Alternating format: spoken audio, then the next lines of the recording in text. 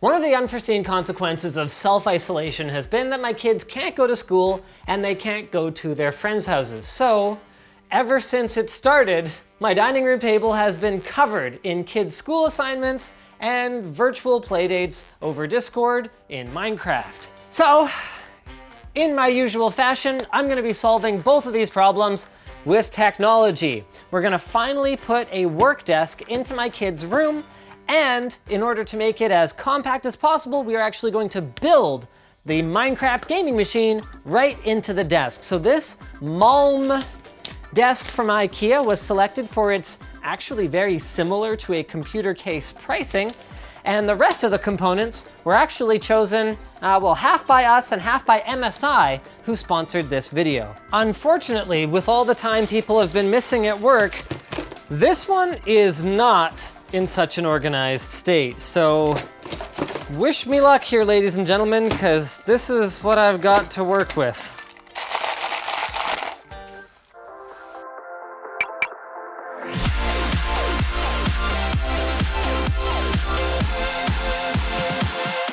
Got some instructions for the desk, got a partially built up test bench. So we've got an MSI 5700 XT graphics card, dual fan 4 heat pipe cooler with backplate, 3 DisplayPort outputs, factory overclock, and lots of performance for Minecraft. Got a test bench with a black NHD 15, some CPU, I actually don't know what's in there, and an MSI Extreme Gaming X570 Ace. So the main features of this one are that you've got 4 Gen 4 M.2 slots, active cooling on the chipset, an infinity mirror here, lots and lots of RGB lighting, and of course, very robust VRMs for overclocking. TX850 80 plus titanium power supply, gaming keyboard, mouse, and headset from MSI, some white Delrin. Oh, this is good, labels. Front, back, mid. Vertical GPU mounting kit. Some 3600 megahertz CL12 Trident Z RGB, cooling fans, power cables, Commander Pro for RGB, RGB strips for Commander Pro, Wi-Fi antenna, Velcro strips, and then a variety of fan filters, power cables, USB splitters, and oh, I guess I'll go get the desk now. We'll just start throwing it all in and see what happens. Do you need help? No. It's better this way, because at least there's a camera rolling if I fall down the stairs and die. I swear, it's genius. Okay. Yes! Please tell me there are no obstacles on the stairs. Oh, my legs are gonna get trapped. It smells like cat pee on the carpet here. One of the objectives for this project was for it to be something that could be easily reproduced at home with minimal tools and know-how. So the modifications to the desk are actually pretty minor. We've got an RGB strip that's already in place here on the back, so we're gonna hook that up a little bit later. And then basically on the bottom cabinet here, where there's gonna be a, oh, here you go. There's gonna be a door on the front. We've basically just got a couple of 120 millimeter intakes, so that's just a hole saw and then a regular drill bit. We've got a square hole that was cut with a jigsaw and this little like comb style cable management piece. And then around back, a single hole for a power cable to go to one of our power bars, as well as a 120 millimeter exhaust.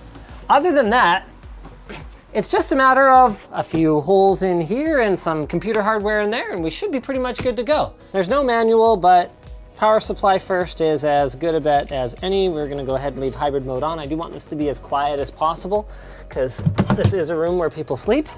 So I think it goes there. I think this one goes right here, and this one goes here. Another way to mount the motherboard, if we don't care about getting it lifted up off the bottom of the table, is to actually just put little 632 like inset things into the wood itself. We actually showed this when I did a build on the bottom of a desk way back in the day. But what's nice about this is it lifts up the motherboard so that we can cable manage underneath of it and all of that good stuff. I will say this about cases that are intended to be cases. They're a little more ergonomic to work in. Now you guys might decide to do yours slightly differently, but we will put the plans for any pieces that we created for this build in the video description. This is one of the last times we're gonna have access to the motherboard. So actually the M.2 boot drive is already installed in the top slot over here, but now is a good time for me to throw in my memory as well. So this is 16 gig kit. Is that lined up now? Oh shoot, I missed. There. Figured it out. The tolerances are a little but if we loosen the screws going into the desk, we can screw the motherboard into the mounts and then put the mounts into the desk after the fact. Wow, we got that one at the back. That motherboard is down. So now we're just gonna tighten this back down, but not too much. Have you used the drill before? Yes. Okay, perfect. You're gonna use it again. So here's what you're gonna do. These bolts need to go through this fan filter, through this hole, and then I'm gonna hold the fan on the other side. This is gonna be our exhaust fan. Yep, just press it just a little bit and then it'll grab onto the right spot. If I were to go back and have this care package redesigned, I would probably ask for a slightly different power supply mount. I'm a little bit fussy about my power supply mounts just because they are so heavy, but the way that this one's intended to be used is we've got a hook and loop fastener pair here, and then it's kind of friction mounted against the motherboard. I had my mic turned off, but putting in the front power button was a bit of a chore. So because the desk is so thick, I couldn't really get access to the ring at the back. But basically with a screwdriver, I was able to kind of hold it in place, and now that it's screwed in, this is a good time for us to go ahead and route the power switch, because the more stuff we install on the bottom here, like graphics card and all that, the less access we're gonna have to the motherboard. Modding a PC power button is pretty simple. You can just salvage these from any broken case and then just extend them using wire. So all we need is a power switch and then power LED that's built into our power switch up here. MSI actually has not only 12 volt RGB, they have 5 volt addressable RGB, and then they even have one of Corsair's stupid proprietary connector ones built right into their motherboard. That's pretty sick. We're still gonna need a Commander Pro because I'm gonna have separate zones for the strips and the fans, but that's still sick. Now's as good a time as any to put in our RGB and fan controller. So the one trick is we need to make sure it's below this shelf. The idea is that this shelf and this drawer are both still completely accessible, and the computer is just built into the bottom here. So we're gonna go ahead and put it there with a little hook and loop fastener. The USB plug goes into the bottom of the motherboard down here. And the only other plug that needs is a SATA power connector that I'm gonna go ahead and run all the way under the motherboard. Now we just run another one of these short cable mod cables and plug that in. I haven't spent this much time on my back since I was in college. Hey, just kidding, we all know I didn't get laid in college. I'm not sure if it's your intent, but it makes that kind of thing more awkward when you don't reply. My kids are all downstairs watching Wild Kratts now, so I guess I'll have to put this in myself. But here's a tech tip for you guys, free of charge. It is really, really important for these fans to have filters on them because they are intakes and they are gonna be right next to this carpeted floor right here. Carpet can be just an absolutely nasty dust trap. And if we have an intake next to carpet, it pretty much must be filtered or your computer is gonna be disgusting. Just full of cat hair, dead skin cells, all that kind of nasty stuff. Another nice side effect of these is that it makes these holes look so much better. These are from Silverstone. They're actually magnetic. Now we're at the point where it's time to wire up our RGB strips, but unfortunately, there's no hole at the back, so I'm gonna have to put a new one. I don't want sawdust all over the motherboard. Can you grab a vacuum? You suck, I'll drill, okay? Did you catch it all? I didn't suck at all. No? No. Wait, what, really?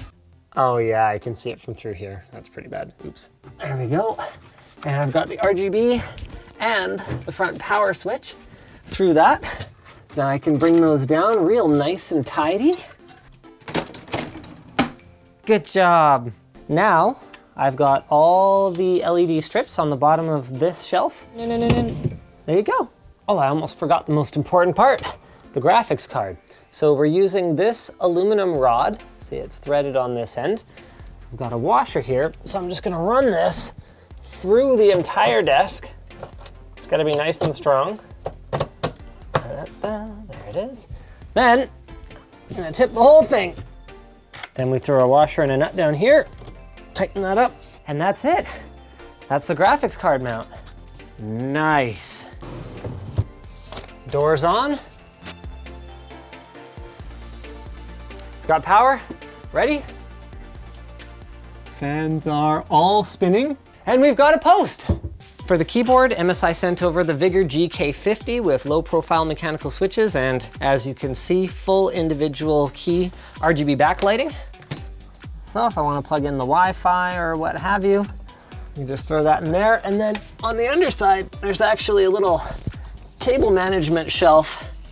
So I can chuck my Wi-Fi junk up there. For the mouse, they sent over their Clutch GM50 mouse. This has a PMW 3330 optical sensor. It's super lightweight. It's got RGB lighting and it's got 20 million click rated Omron switches. The Immerse 50 headphones were provided for their durable metal construction, 40mm neodymium drivers, detachable microphone, and of course, RGB lighting. Oh yeah, and there's inline volume and mute controls and all that good stuff. And finally, the cherry on top is their Optix MAG272CQR. So this is a curved gaming display with a 165 Hz refresh rate. It's 2560 by 1440 resolution. It's rated at 1 millisecond response times. It's got FreeSync.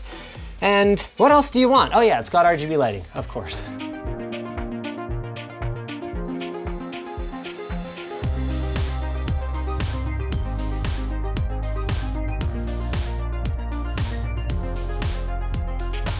Now that we've been in game for a while, we're ready to take a look at our thermals. It's running super quiet, even with the door closed. I've got my mic right on me and you can barely hear this thing in the quiet profile. We are boosted up to 4.35 gigahertz, 60 degrees. No, 53. As for our GPU, with all that fresh air coming in right next to its intake, it actually hasn't gone over 60. Minecraft is, mind you, a pretty light game, but that's all this machine was designed to do, and it looks like it's gonna do it just nicely. Well, hey, it's running, so mission accomplished, right? So thank you to MSI for sponsoring this video. Thank you to you guys for coming along for the journey. I think it actually worked out like shockingly well. This is clean. And speaking of clean, well, MSI sponsored this video, so I don't have like another sponsor to talk to you about, but maybe you could check out one of my previous desk PC builds where I strapped the whole computer to the underside. That was pretty cool too.